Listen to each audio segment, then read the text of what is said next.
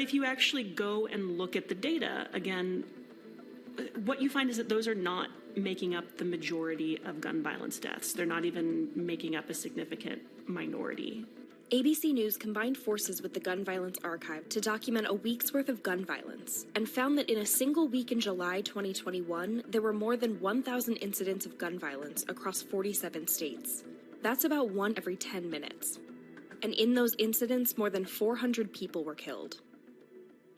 Despite the gap in federal research, limited data shows that implementation of certain gun regulations and laws have been effective at a state level. For example, in Indiana, the red flag law has been associated with a 7.5% reduction in firearm suicides a decade after it was implemented. Even other methods, like permit laws or ceasefire programs, have had some success in individual cities.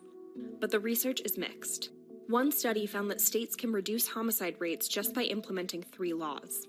Universal background checks are laws that prevent anyone with a criminal record from buying a weapon.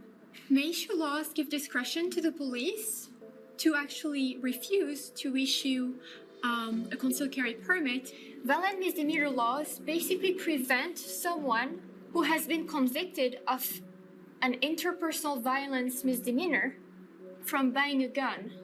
We found that a combination of all 3 laws reduced firearm homicide rates by 29%. In 2019, it means that 4,200 people would have been saved. But none of these methods on their own are perfect.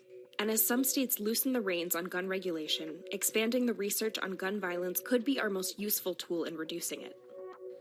Having more consistent data and more long-term sets of data, those things really can help us find solutions.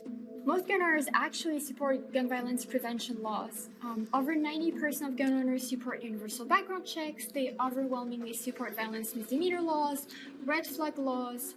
And really what's interesting is that they don't know that others do. They're influenced by hearing the vocal minority all the time.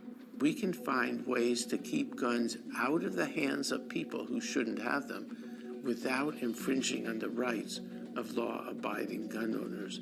And that gives us so many ways forward if we work on it together, if we use the science, and if we focus on prevention. This is a problem we can solve.